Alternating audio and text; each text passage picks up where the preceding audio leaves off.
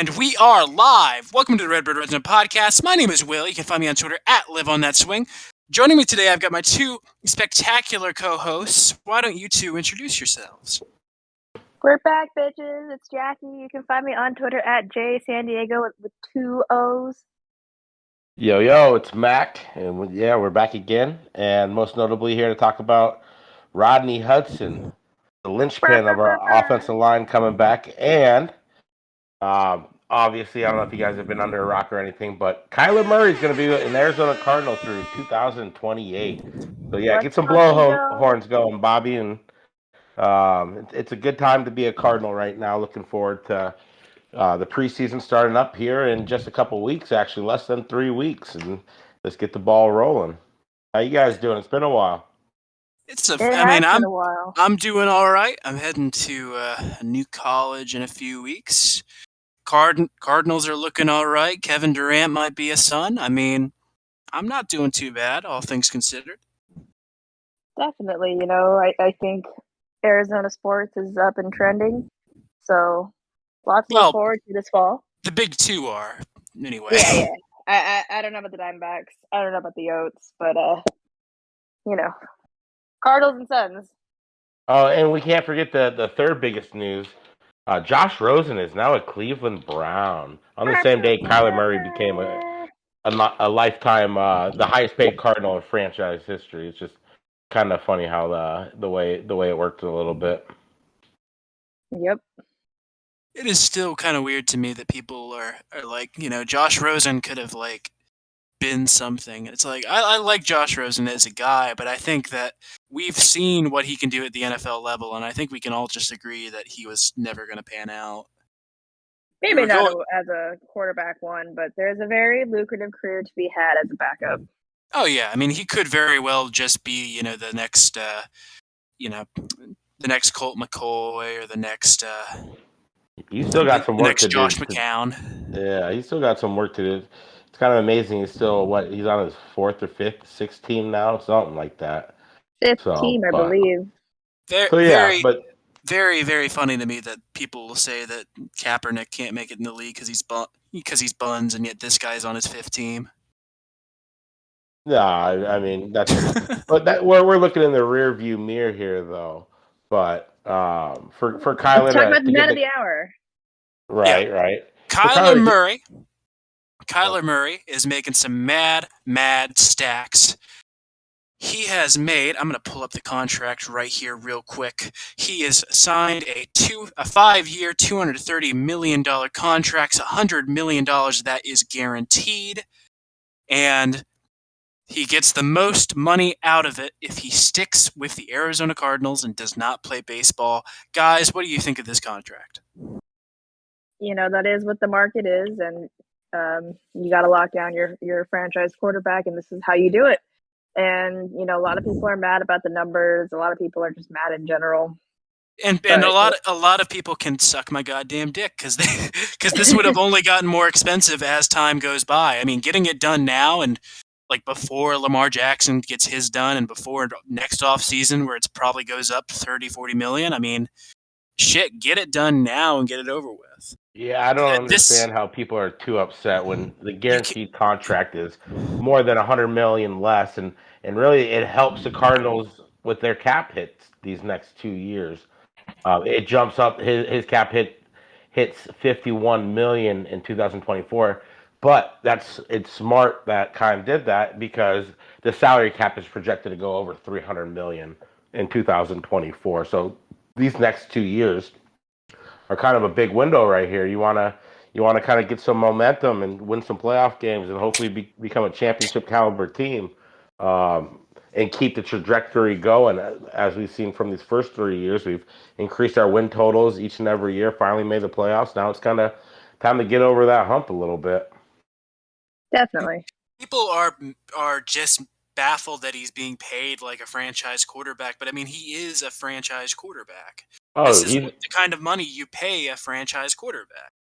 I mean, this is the first truly great Arizona Cardinals quarterback that was homegrown. The last good one you can say is what? Jim Hart? Was he a Cardinal from the beginning? Even? I think he was a lifer. Yeah, I mean, Jake Plummer gave us all, some early moment heroics, and we had high hopes for Matt Leinart. But besides that, we haven't spent a high Yeah, I draft mean pick the on a closest QB.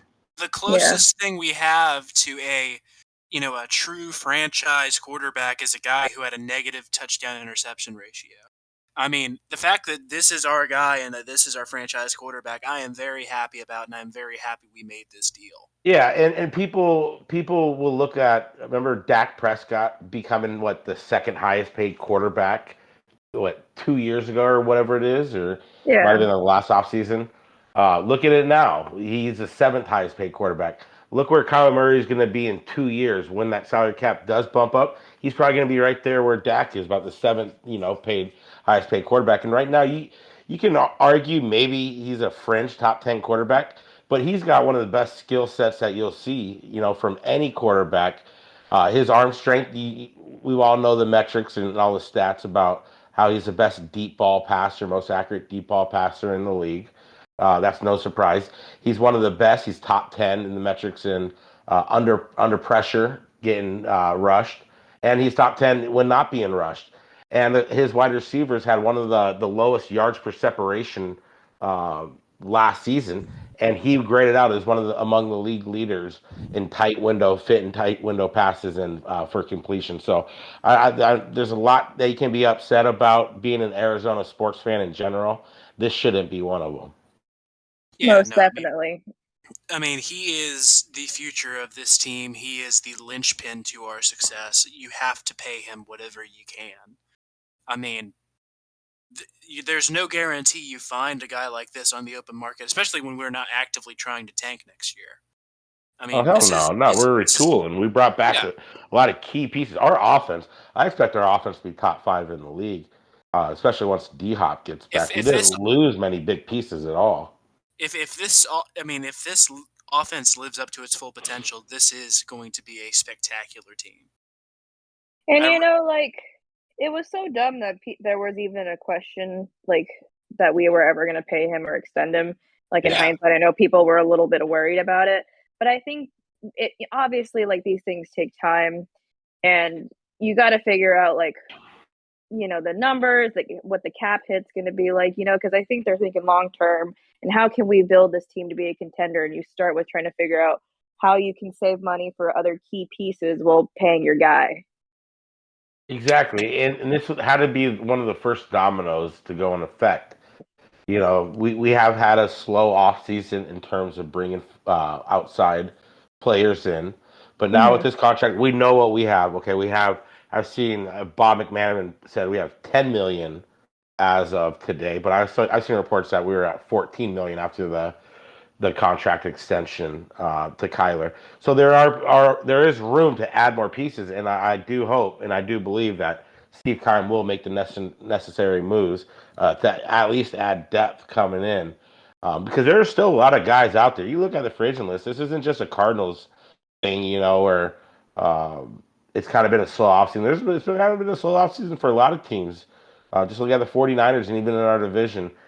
So it's gonna be interesting to see what happens here as training camp is opening up and players start getting cut. There's gonna be some names out there who are cap casualties that Steve Keim has kind of been known for, having shrewd moves this time of year.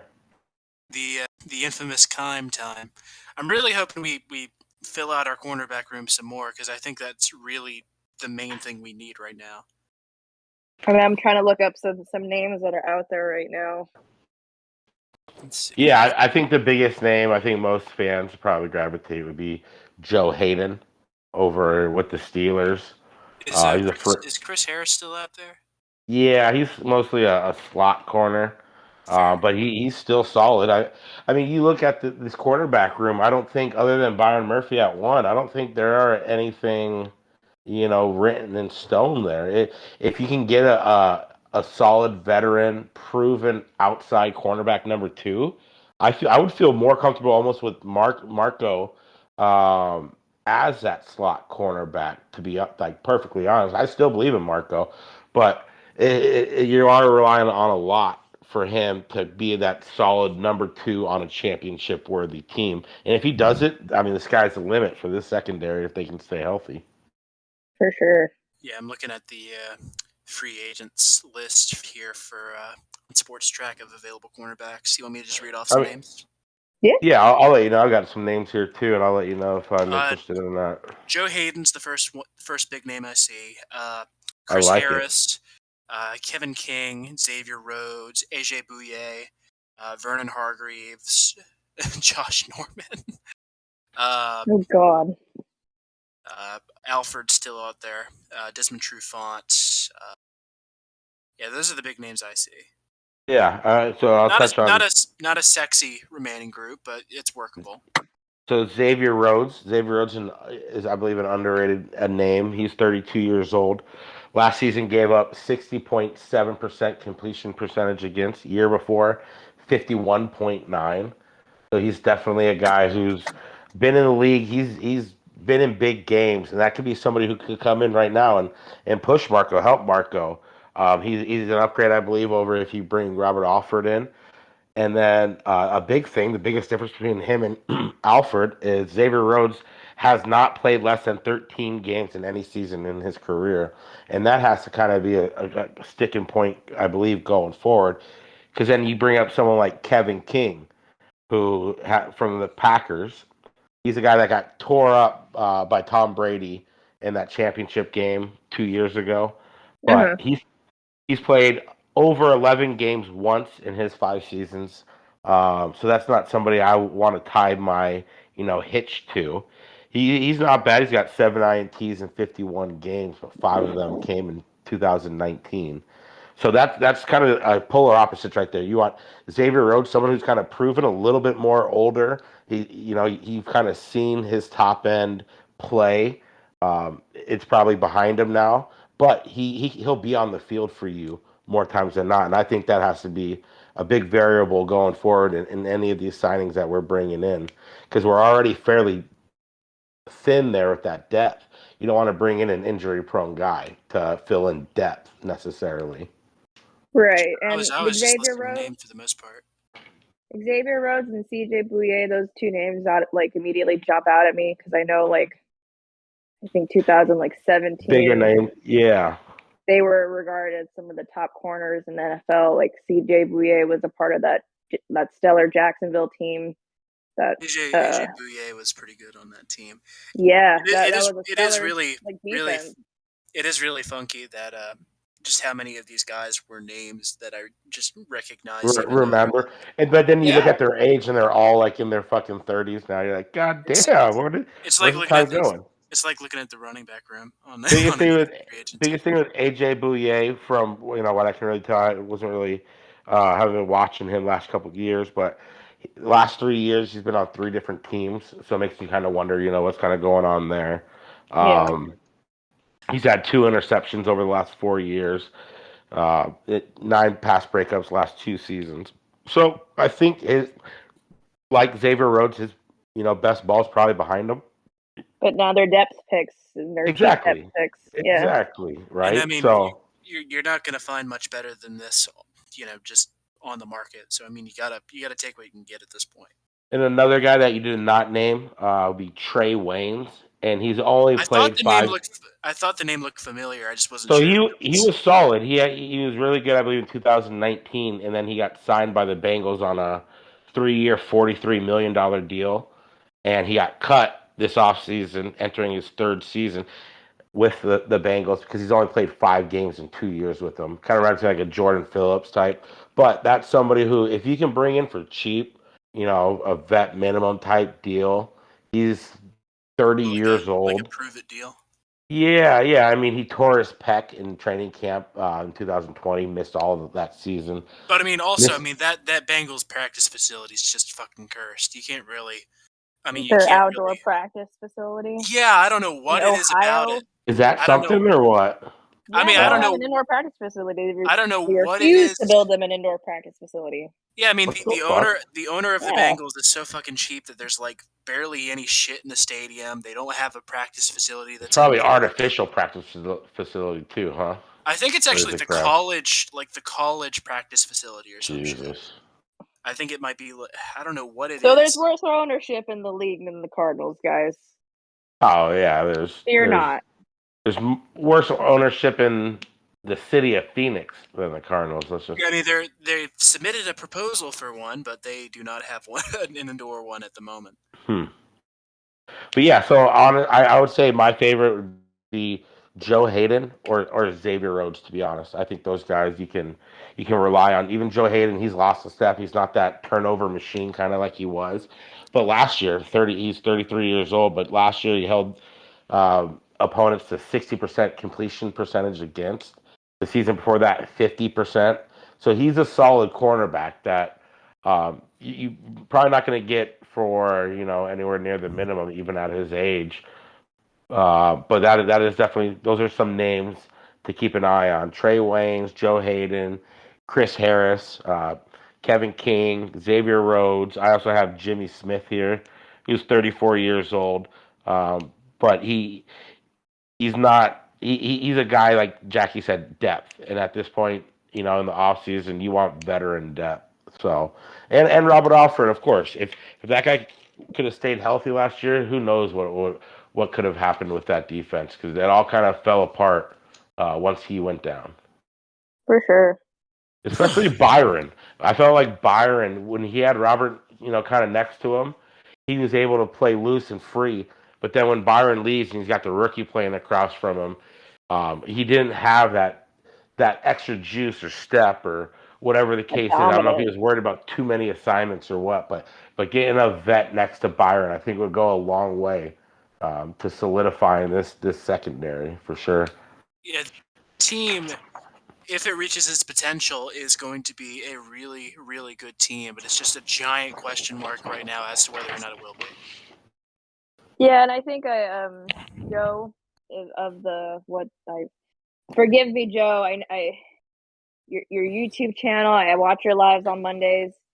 I forgot his the Cardinal Rule. Oh yeah, our boy Joe, Mr. Yes. Cardinal Rule. Yep. Yes, he had talked about his theory on the whole lack of free agent movements is that you want to really solidify depth, and I think he said depth was the kind of a thing that plagued us last season. Mm-hmm. So that's a main focal point of this offseason. You retain your key pieces, and now you go out and you get your depth. You get your cheap pieces that you can plug and play. Your veterans that have been there, done that. They're not spring chickens, but you need at this point, you need some warm bodies to get it done. You guys who've done it before too, you know what I mean? Like, I feel like we had some depth last year, but they were at cornerback, but they were all kind of unproven. Yeah. So, and that kind of brings us up to our second point is if cornerback is our number one need, number two would probably be what? What would you guys say? Defensive tackle? Yeah, defensive tackle's got to be the big one. I mean, there is actually some decent names here for defensive tackle too. Yeah. I mean, and they're all in their mid-30s as well when you look at them. But yeah, go on. Yeah, I mean, it's not. I mean, again, it's not a sexy list of names, but I mean, of the names I recognize, you got like Starla Tulele, you got Sue is still available. I know that's just diminishing returns at this point. You just say fuck trying to pronounce his first name. You started that. I said Ndamukong Suh. Oh, okay. You might have broke up. Ngakwe. No. That's a hard one to pronounce. Yeah. Unique Ngakwe. No, Brennan Williams is still out there. Larry Ungunjobi. Did I say Sheldon Richardson already? I think I did. Darius Phelan. Jason Pierre-Paul. I thought Pierre-Paul was an end. Yeah, he's still, kind of like D-line in general. He's not necessarily like an outside linebacker, but I get you. Linval Joseph. Yeah, I mean, we're entering year 3 or 4 with Rashard Lawrence and Leki Fotu, and I don't know if you guys have seen enough to say that they're starting caliber defensive tackles in the NFL. I feel like they have a hard time kind of. They have a couple good games here and there, but then they kind of falter off, or Rashard Lawrence, somebody would get hurt. Those are rotation guys to me. Yeah, yeah, and that's what you drafted him for. You drafted him with the fourth round, fifth round, to be more rotational young guys, and if they could ever step into a starting spot, great. But you don't want to force them into that spot. So someone like Oh a yeah. Brandon Williams from Baltimore, Mm-hmm. um, he's got at least 30 plus tackles each of the last 8 seasons. And for comparison, Corey Peters, who's similar age, whatnot, who's known as a stuffer, has only had 30 plus tackles twice in the last 7 seasons. So that's an upgrade right there. Linval Joseph has played 12 games in every season of his career. So that's another guy right there. Ndamukong Suh. I didn't realize this about Suh. The only 2 games he's missed in his career were 2 games because of suspension. His second year in the season in the league. Yeah, I Which buy it. doesn't So surprise me, but that's wild. right, but even then, like you think, like okay, he hasn't really done much. But from the defensive tackle position, he has 12 sacks over the last 2 years and 16 tackle for losses. And a lot He's of a those scary names, guy. yeah, a lot of those names are these guys are coming off making $10 million last year. So I don't know if Kyle is willing to spend $7-8 million on a D tackle or end. Because I think both could be, necessary. Because knowing Zach Allen, we were, penciling him in as the DN. Is he going to be able to stay healthy really for the first time in his career? Who knows? But I would like those guys, him or Rashard Lawrence, to kind of be more rotational. If they have to be plugged in there midway through the season, then they do. But yeah, we definitely need a cornerback and a defensive tackle. I do believe Kyle will find a couple guys, not just one. We have 14 million to play with. We might get one guy who's kind of a bigger name, but other than that, you're going to fill in the depth of this roster. Do you Sorry for guys ranting. remember back in to 2014, 2015 era where we had some very aged veterans on the defense, but it worked? Yeah, I mean we had Freeney, we had That shit. Dansby We Yeah, had Dansby, Dansby. we had Abraham. I in mean, the Yeah, secondary. that's the name. Yeah, that jump was I was trying to Yeah, think of. no, you get those vets in here. They play their role. They're Yeah, smart. You have these young players who might have all the athleticism in the world, but can you really trust them to do their job each and every play instead of trying to make the big play? Get your guy. Open up the hole for the guy next to you. These vets who come in here, yeah, like you said, they can read the offense. yeah, and they're smart, and you can trust them. And honestly, that's probably what Vance Joseph. I mean, we saw Isaiah Simmons play 19 snaps in the playoff game last year. So obviously he'll go with the guy he trusts the most to do the most basic shit. And hopefully the biggest thing will be some of these young guys: Marco Wilson, Isaiah Simmons, Zaven Collins. If Zaven Collins plays to his where he got drafted, halfway through the first round, a second year player, he should be better than what Jordan Hicks provided last year at the middle linebacker position. Yeah. yeah, I mean if we can get some guys in here who can give us a good good rushing defense, I mean that would be No, that'd that's be the biggest thing. Yeah. You got to stop the rush D. Look how many times last year we got fucking it feels like scorched. it's always a new issue with us. If it ain't tight ends, it's the rushing defense. Because If it if ain't you the can rushing, rush against a team, you can pass against a team. yeah, That opens Yeah. up everything. The safeties have to take a half a step in. The linebackers have to squeeze a little bit closer. Everything is just more in a box, and it gives more freedom. So that's definitely a huge question mark that because I mean, let's be for real. JJ Watt, as much as we all love him, he's not the most healthy body to ever play the game. So you have to No. anticipate. Like you can never really predict injuries, but as someone building a roster, you have to project certain injuries to the position room itself. And I do think that we are having money opened up, and there are some other. Did Jalen Thompson get his contract extension? Did that happen? Maybe. I don't think I heard anything about it. Okay, Last thing maybe I not. heard But about It's him been was a that very he had long a. off season. Last right. thing I Oh remember my hearing god. about him was that he got like snubbed by Madden for a good rating. Okay. No, but that's another guy who could get a little contract extension, lower the cap. I don't know how you guys feel about DJ Humphries getting a contract extension, lowering that cap too. I felt like he had an off year last year. Yeah. He's got to step up a little bit, but there are definitely some guys who you can kind of still make money for certain players coming in if necessary. Yeah. Yeah, absolutely. But yeah, So man, Max Williams hit the pup list. I don't know if that was expected or I kind of anticipated that. I don't think you pick up a guy like McBride if you don't Trey expect McBride. if you don't expect some kind of trouble with Williams. Yeah, I mean Recovery, yeah. he tore his ACL, 10 months ago. So or October. So what would that be? We're in July, August, September. So 9 months ago he tore his ACL. And, he's not the most mobile guy, so it's probably going to take him closer to a year. So I agree with you. It's probably more expected, but they can take him off anytime they want. But yeah, it definitely opens up for Trey McBride, like you mentioned it. Hopefully Yeah, come in and play a role better than Darrell Daniels did last year and the year before. Holy shit! Website I'm looking at says that the average time for an ACL tear to fix is about 8 to 9 months. But I mean, if we're assuming they wanted to be at 100%, I'm gonna guess it's really gonna be longer than that. Yeah, I think you'll probably start him off because you're sure it might take that long for the normal guy. But what's Max Williams in his 30s now? He's a bigger guy, Yeah. So I do think Trey McBride probably was in their mind. They do want to add a tight end for that purpose of insurance policy. And it does look like a very smart move, heady move right now, as long as you can fill personnel with some depth at the cornerback and D tackle positions. What game was he? What game was he injured in again last year? Game 5 against the Niners, I believe, if my memory serves. October 10th. Yeah, so I mean, I'd say we could probably maybe expect to see him back by. We'll say hometown welcome, and we'll say New Orleans.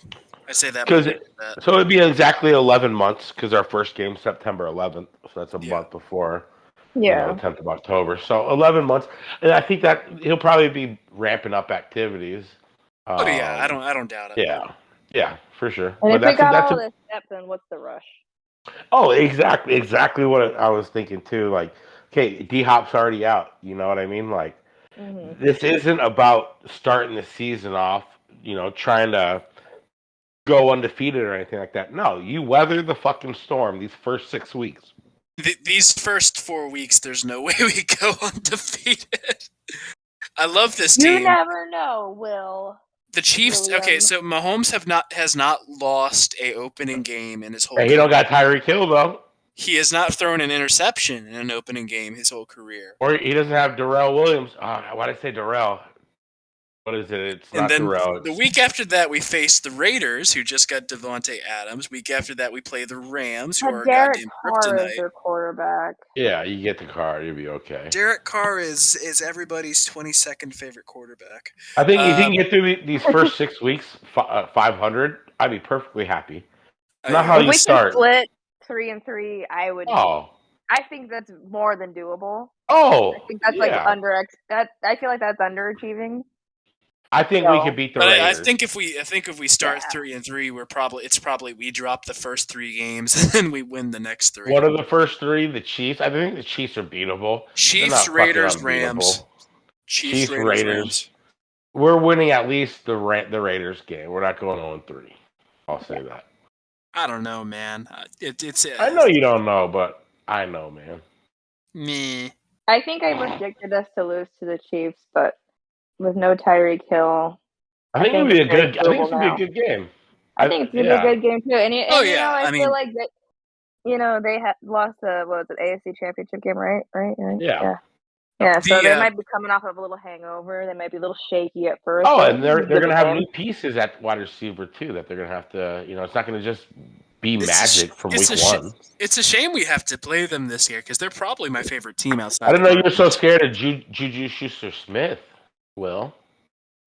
I just love Patrick Mahomes, dude. For the Steelers? No, he got signed by the Chiefs. He did? They drafted Sky Moore, right? I believe that's who he went to, which is kind of a sexy small school pick for I have in no in a idea. draft. I know the names of maybe 5 people who got drafted. I'll probably figure out more when I play Madden. They added a lot of. I will give the Chiefs this. They added a lot of wide receiver pieces that could be really good moving forward. But Juju Schuster is the biggest name they brought in, and then they did get Sky Moore, and they do have a couple other pieces, but none of them are Tyreek Hill. So that offense should be a little worse. I mean, we have their second number 2 running back in Darrell Williams. So we'll see. You know what, Mac? I don't care. The Chiefs, the Queefs, the Pot Leafs, don't care. Cards by 10.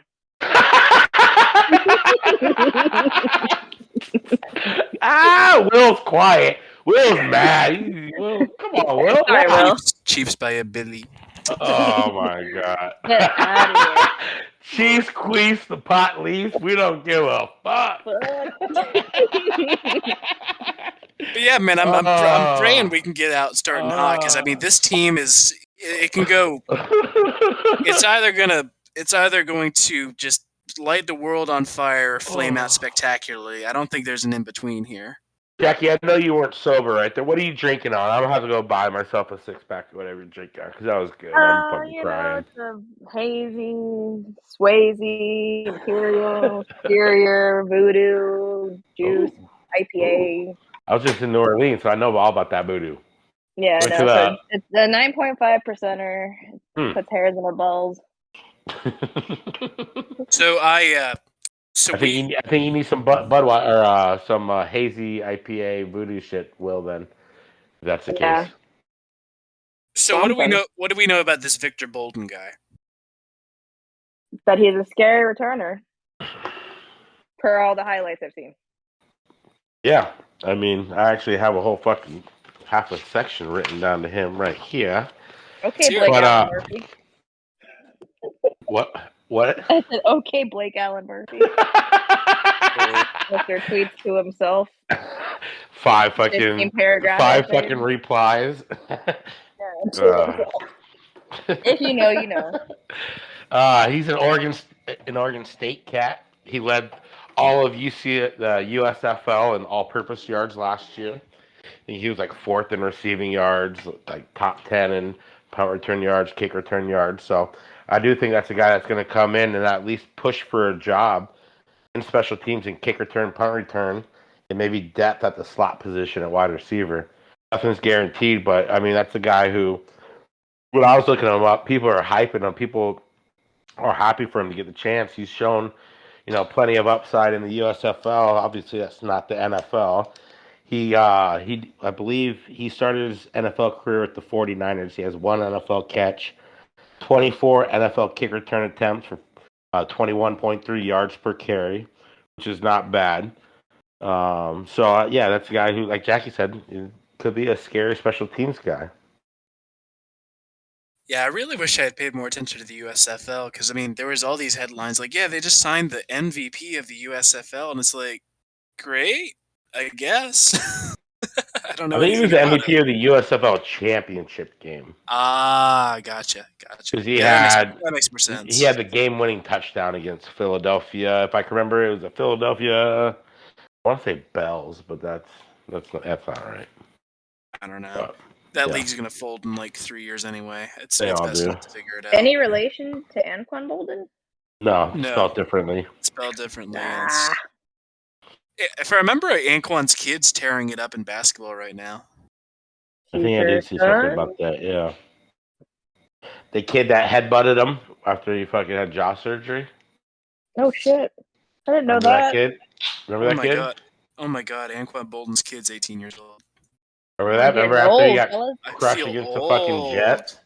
He said he didn't take any pain medication, and the worst part about the whole thing was his little infant kid or whatever, headbutting him fucking right in his jaw, like, oh. So that's the same fucking kid. That kid's a dick. Bullshit. As a parent, I can say that. Oh, man. Fuck, man. But yeah, now I feel team old. depth, it's always like slept on, but we've had some very exciting special team plays last season, so It's something that you don't expect and you don't see a lot in games, but it's always like super cool when it happens. You know, like when someone runs back a kick return for a touchdown, or even that play against the Cowboys where the dude the caught fake. it. Yeah, that fake punt. And how did he catch it? Did he like catch it like up on his helmet or some shit, right? Yeah, but like the dude was like wrapped up, like really holding him. So yeah, The Philly I love a good Stars. special teams play. That's who it was. Yeah. No, honestly, the Cardinals had no kick return last year longer than 32 yards. So that is something that it is an area. Shit, I hadn't even realized that our kick return game was that bad. I mean, who was the last person to run back a kick return? Was it David Johnson against the Bears? Oh shit! Probably. Yeah. That's a good one. Hey, let's do trivia this year. If you guys are listening right now, thank you. And hopefully you guys can join us. We're gonna do a trivia. I don't think we did trivia last year, but we did the year before. So hopefully we can bring that back again, and we should put that as a question. Yes, I got this for Christmas. Shout out to my sister-in-law Sierra and TJ, my brother-in-law. But they had bought me a whole Cardinals like trivia book, so it's got like a bunch of questions and it's got like the answers. Yeah, so we'll have to bust that out. Fuck yeah, nice. Shout out Sierra. What up though? Sierra and TJ, Denton, Texas. What's your at? No, I'm kidding. Yeah. I am newly engaged. Sorry, ladies and gentlemen. Mac is off the market. He will no longer be sucking any random girl's toes. Sorry, ladies. He's single. No. That's not. Hey, I don't have a ring on my finger yet, Jack. The toes are. Sorry, God damn it. Sorry, ladies. Whatever. Who the fuck cares? We're catching what you're pitching, Will. We're picking up what you're throwing down. But yeah, man. One set of toes for life, huh? Lord. I gave blood today so I could see the Cardinals play the Panthers in October. So. Look at that. Have you guys given blood to see the fucking Cardinals? I don't think so. I have literally given my blood, sweat, and tears to this team. Who else can say that? Cum, spit. I've given everything.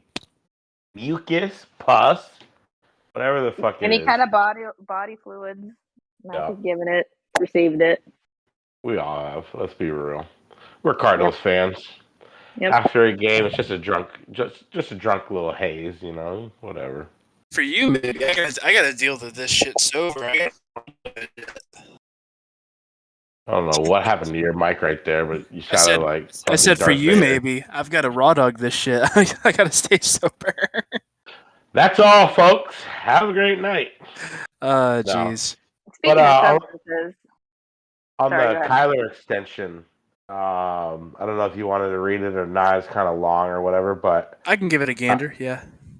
Yeah, I thought, and I know some people on social media too pointed out, but how it was a little bit different. Instead of saying he's trying to prove his critics wrong, that he wants to prove his believers. Yeah.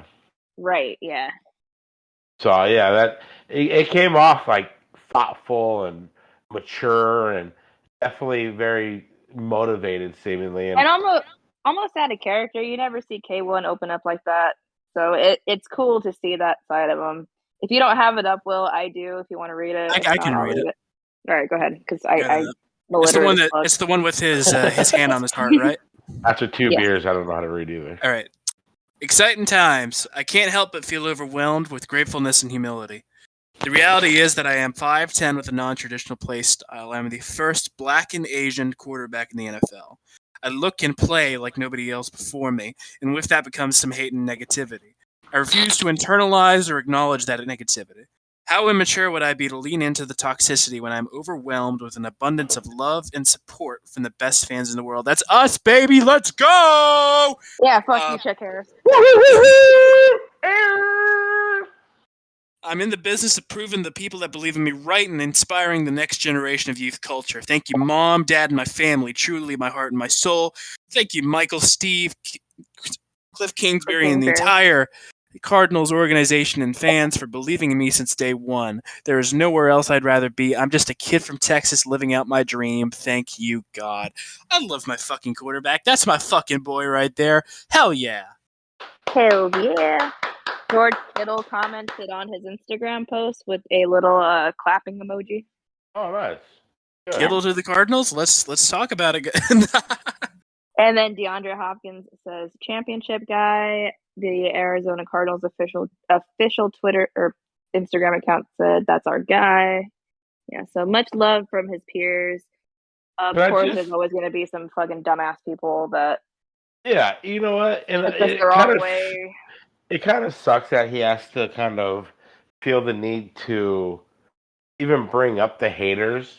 You know, it's like his day, and like, you know, I'm just glad that, you know, or not that I was ever that good at sports or anything. Not that I grew up in the era before social media, but it has to be so hard being a young fucking dude in your 20s, man.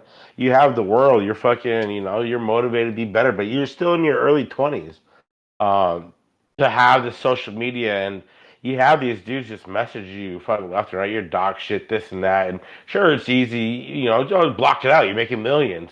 Yeah, cool. Well, you're fucking human. You know what I mean? Like, you're 23, 24 years old. People are upset that some people are upset that Kyler got the contract because they act like he's a fully developed, project already, or just, fully developed. And that's just not the case. That's just not the way it works in sports. You don't come in 23, 24 years old, and start winning Super Bowls off the bat. Who knows if Joe Burrow will ever go back to a Super Bowl? In year two, Jim Kelly went to 4 straight Super Bowls pretty early, I think, in his career, but never won one. You just never know what timeline all these athletes are on, and it just kind of sucks that we're in this area of social media that on probably the happiest day of his life, he's not married or he doesn't have kids that we know of. Like, he feels the need to even, talk about the haters, but good for him. Yeah, that's our fucking quarterback, man. And to your point too, I had seen a comment somewhere that said, like, human beings were not designed to know what millions of people think about them. Yeah. And that's what social media is just, it's a platform for these millions of people to spit negativity and hate at you constantly. Just because they're good at a sport. Think about that. Just because you're good at something. Because they're getting paid a lot of money, and you yourself are not paid that money, so you feel to call someone you've never met before in your life an asshole. Right. Yeah. It's crazy. No, good point. Quarterback we've ever fucking had, and people still want to give him shit. Fuck them. Yeah. It's wild. It's just this new era of sports fans that you can't just acknowledge somebody's good and leave it at that. You just have to you just have to talk shit. I mean, casuals just don't know yet. If they don't know, it's on them. They're about to find out. And I think it is fair. Like, okay, should he be paid the second highest, in the league? And just on a plain blank canvas, I could see where ignorant people who know no better, could be like, oh no, but like we brought the Dak comparison, just even a couple years ago. This isn't about right here. You're projecting for your future. You're not paying Kyler Murray for what he's done in the first 3 years. You're paying him to be the MVP, perennial MVP candidate for the next 5 years down the road. And that's the best fucking thing that we have in this fucking football community going for us. Without him, you don't got shit, okay? Sorry. You let him go, what are you going to, you trade for fucking Kirk Cousins? That going to help your fucking chance? I don't think so. Yeah, look at the history of this team. The first quarterback that's worth the fuck, we decide to give him a contract and you want to bitch, but yeah, no, it's just ridiculous. And he's not going to be the highest paid quarterback forever. Lamar's going to get a deal that's probably more money. Yeah. Next year, he's going to be probably the 5th. Or people are going to re-up. Yep, exactly. To put it into perspective, I'm going to put it into perspective here. 21 years ago, Drew Bledsoe had a contract. It was $2.5 million? No. It was the biggest contract in NFL history to that point. I want you to guess how big it was. How many years was it? 10 years. Eric Bledsoe. Oh, sorry, Eric. Drew. Drew. Wait. There's no way he didn't have a 10-year contract. That's right before Tom Brady arrived, correct? Yeah, but it's still a 10-year contract. Guess how big the contract was? Wasn't it like $7 million or something? I watched the It was something low like that. I was going to say $50 million throughout the whole contract. It was in 2001. It was a 10-year, $103 million contract. Okay. And people bought something low. And this was just before he got hit. So yeah. But I mean, still, people balked at that at the time and was like, "That's too much money. That's too much money to pay a quarterback." And it's like, that's what you pay a quarterback over 2 years these days. And you know what? And it's not our fucking money. You know, the only thing you have to worry about is the salary cap. The only thing you have to worry about is the salary cap, and that shit goes down these fucking first 2 years. I've seen contradictory reports on if the salary cap actually goes down for the Cardinals this season or if it stays the same. But either way, it goes down fucking next season. These next 2 years, the salary cap goes down. Why does that make you angry? You know what I mean? Like, that's what I want to just be like asking these folks. Because the guaranteed money, that's not your fucking money. Okay? That has nothing to do with you. You're not paying that. It's not a fucking sales tax or anything. You don't have to fucking worry about that. It's the cap hit. That's all fans need to worry about. And in the NFL, you can get around that. You know? Keep fucking backloading these fucking contracts and revising contracts and shit. You can get easily away from that. So I don't get the people who say that. You know, he's not worth the 200 something million. Well, it's for what? It's 100. It's max 140 million or 50 million. I saw guaranteed. Like the going. I mean, Deshaun Watson, guy who hasn't played for basically 2 years, got 250. Those women. 250. Yeah, exactly. 250. Like, come on. You want to know the greatest disrespect out of all of this? Deshaun Watson has a higher Madden rating than Kyler Murray right now. Fuck that shit. You got a bigger. Oh, dude. I don't think you feel. Well, I mean that too obvious. I mean that too obviously him being a fucking massive creep, but the fact that Madden was like, yeah, this guy who hasn't played in 2 years, he's better than the guy. Madden should have put his ratings fucking in the tank if they had any balls. Yeah, you're basically Tyrod Taylor now. They should have let Deshaun Watson. Fuck the Cleveland Browns. Fuck that shit. Actually, shout out Cleveland Browns for employing our boy Josh Rosen. Damn. Got to play. That's the Browns right there. That's the Browns drafting Baker Mayfield #1 overall.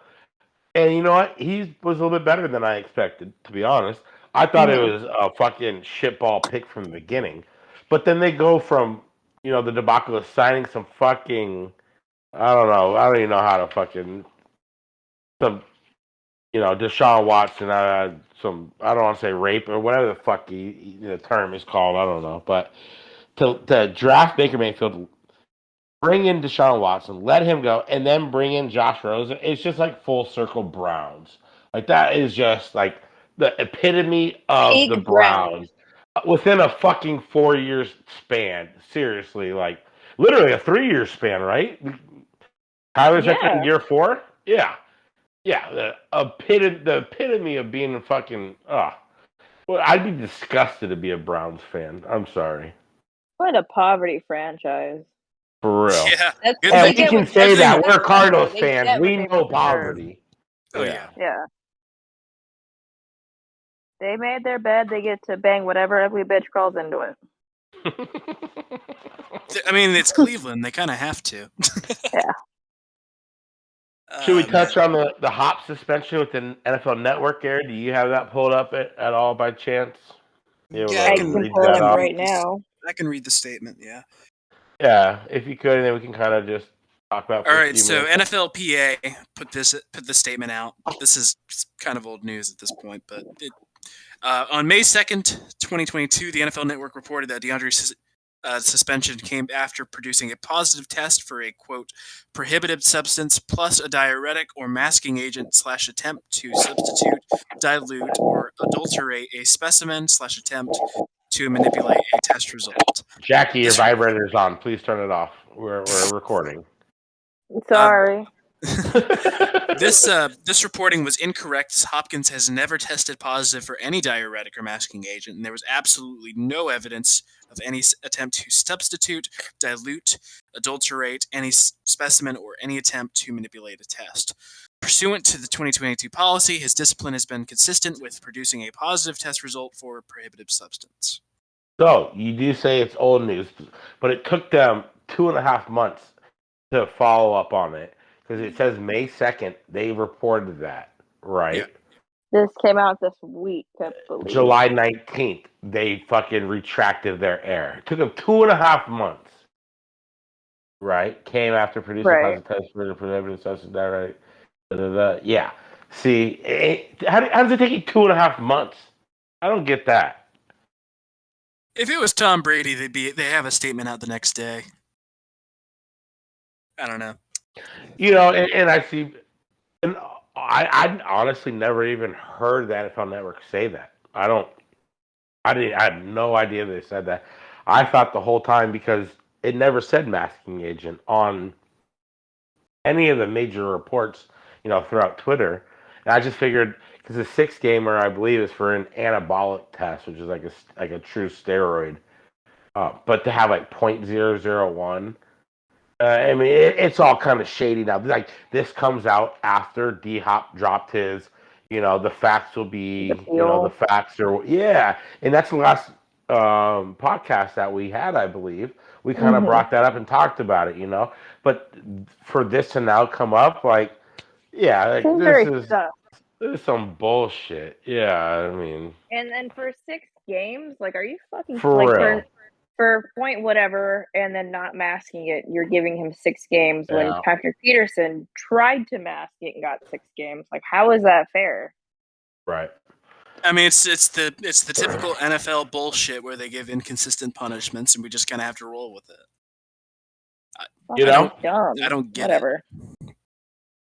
I'm expecting this offense to perform much better, though, with a full offseason in front of them and enduring missing D-Hop for basically the second half of last season. Cliff is a smart guy. Cliff is very adaptable. He in the very like essence of the moment, he might not be very adaptable. I feel like in game he's kind of stubborn and kind of sticks to some of his trends. But he has an open mind, and I think that's what I have learned about Cliff since being a Cardinal, since him being our Cardinals coach, is that he listened to Sean Kugler that first year. He started running the ball more. We had more success.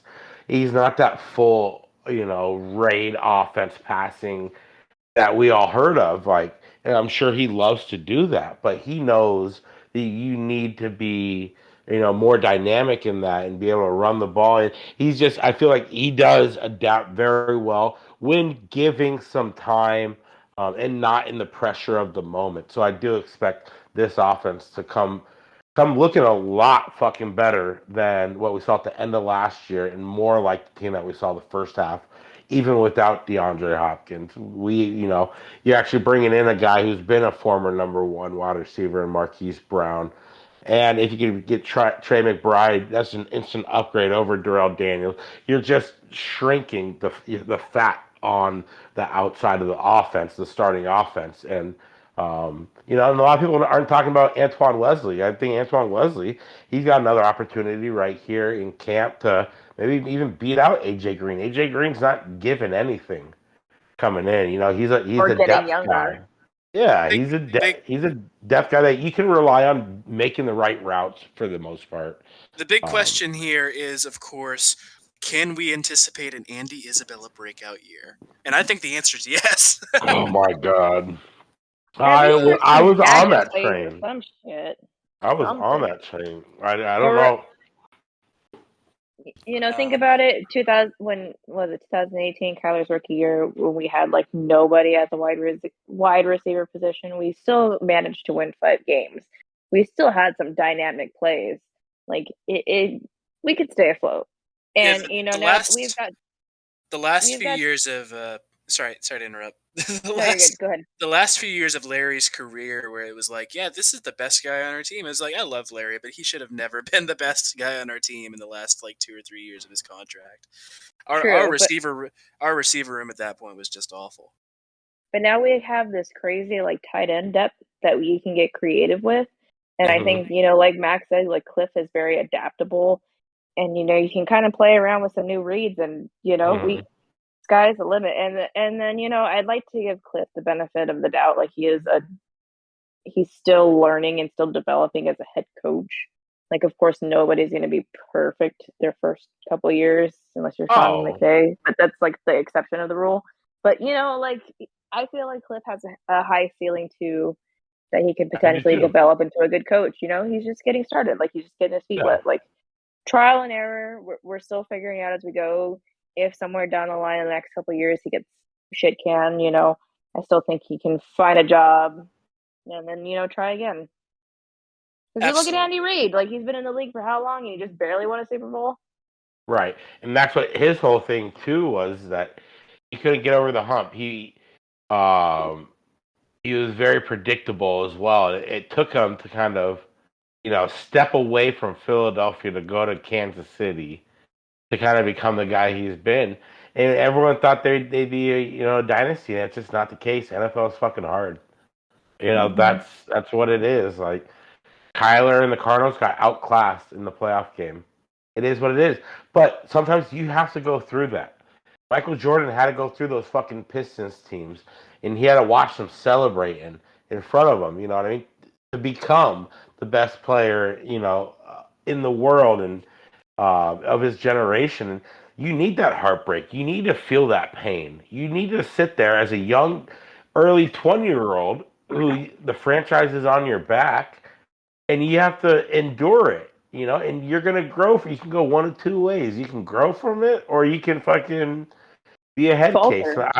And I have all the faith in the world that Kyler will only be better for last season in the playoffs and each of the last 3 years.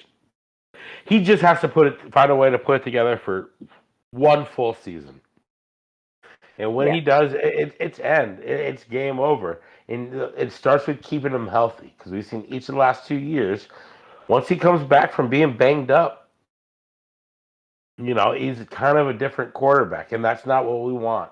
We need him to be at his peak performance heading into the playoffs, if we get there, and especially into the second half of the season. So he's a competitor, though. Like, just his mentality, like, I just see competitiveness.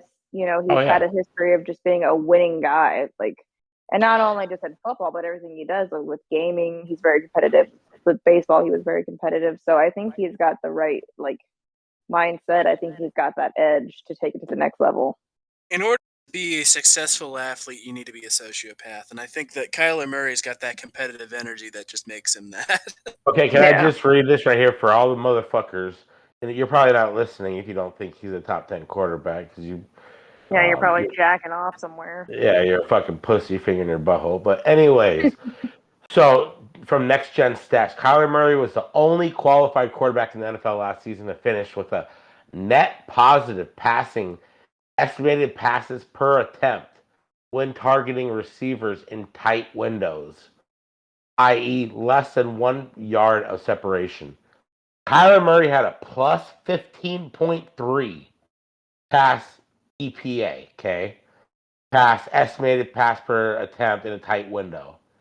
Number fucking 2 guy was negative 0.3. That just shows negative 0.3, 0.8. I don't know how it was Daniel Jones, but it was. But that doesn't even matter, because the whole NFL, the rest of the NFL qualified guys, were in the negative, and he was plus 15. That just shows how special he is. When, we've seen the stats this offseason too, that his wide receivers are getting some of the least amount of separation in the NFL. And now you're getting Christian Kirk was a good receiver. I'll give him that. He was a good Cardinal. But Rondell Moore, if you project him to be in that same role, I'm projecting way bigger numbers, way more touchdowns, and that's just one piece that a lot of, I don't know, outside perspective people just aren't realizing that. With D-Hop gone, I don't think a lot of people are taking this seriously. Nobody really knows to think of the Arizona Cardinals. But I do believe that this offense can still explode. and will explode in at least a couple of those games when D-Hop's out. And will explode all over Will's face. Blah, bree. But yeah, man, I'm excited for this team. I'm just dodging it. Will's wiping his face with a tube sock. Oh, I need a cigarette. Are we done? I mean, we're done. We're pretty much done. I think predictions, very good predictions, so we're done. I went through my whole list right here. I predict we're gonna. No, we'll do predictions after the preseason. Yeah. Yeah, yeah. This is an impromptu because we got to talk about Kyler getting extended. Oh, yeah. We had to give you guys a reminder that we're still here, motherfuckers. Tune in for the we're season. here. We're gonna have some cool guests. Hopefully. Yep. You know. We have gotten Max Hall on the phone. We're gonna get him in for the. Nah, not kidding. We're gonna be louder, drunker, more rowdier. No, and if you guys are listening, let us know if there's something that might interest you on a certain topic that we should do weekly, maybe. If you have any segments, if you have any suggestions for guests we can reach out to, just let us know. Since we last talked, I have a buddy who works in a used car industry, and that's where I got my 2019 Acura from. But my brother was selling his car. Yeah. They gave him a good deal. We're gonna give a listener a car? What? No, it's a car, giving a Cardinals reporter a car. So just hang here with me. So he trades in his car for a new car, whatever, about 2 months ago. About a month ago, I'm talking to my buddy. That's when I have my house party, and that's where I engage or whatnot, or propose. Sorry. So, and I talked to my buddy who, used car guy or whatever, and I'm like, hey, is my brother's car still there? Yeah, it's still here. That night, he fucking calls me, and he's like, yo, guess who actually just bought the car? I'm like, fucking who? Yeah. Mike fucking Jarecki. Oh, shit. Mike Jarecki. So Mike Jarecki's driving around my brother's 2008 Malibu. Oh, hell yeah. But Mike Jarecki's kind of a douche, so that's just a little story right there. Yeah.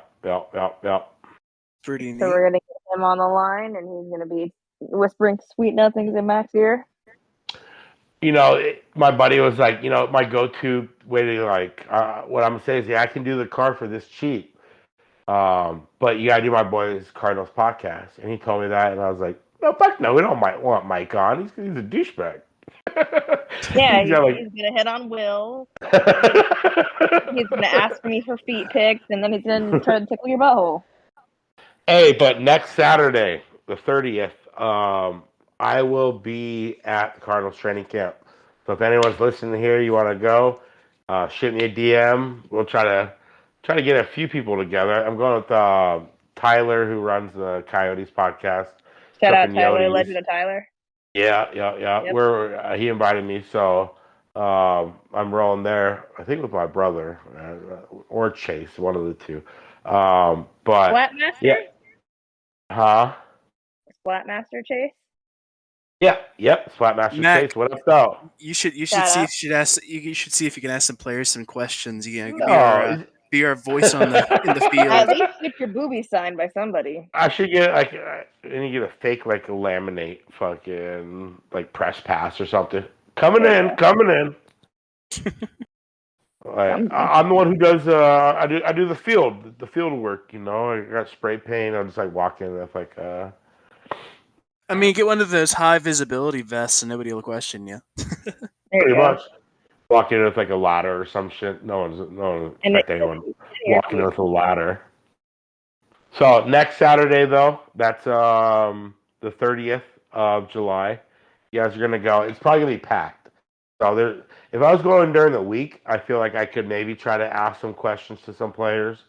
But with it being a weekend, it's just gonna be fucking the West Side Avenues in there. So it's gonna be kind of crowded. All I know is you better be flashing people. Just lift your shirt up, be like, "Hey, Kyler, Bumblebees." Hopefully the cheerleaders are there. Then I'll definitely flash them. But yeah. Yeah, there you go. But Cardinals preseason game, 3 weeks. I think if nothing else, that is unless there's something completely nuts. By the major, way, this right. summer has gone by too fast, man. That's if fucking nothing insane. major happens, I say we're gonna start our season, preview, basically weekly thing, possibly that week before. So in 3 weeks, you might be hearing us every single week. We're back, bitches. Drunker, louder, and hornier than ever. Sluttier than ever. Will. I'm sending toe pics to everybody who comments on this video. Oh, hell yeah. Nah. I've already got toe pics of both y'all, so I'm good. Mm-hmm. Lord. But yeah, I think that probably wraps things about up. It's been a very, very chill episode today. Yeah. Positive vibes, baby, Positive vibes, and let's put a prayer out in the universe, boys.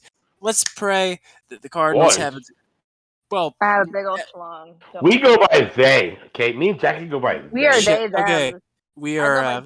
We're gonna go by the. We're the royal. We're gonna use the royal we here. We are praying for a good Cardinal season and for a Kevin Durant trade to the Suns that does not involve Mikal Bridges. Let's fucking go. But yeah, I think that's about everything.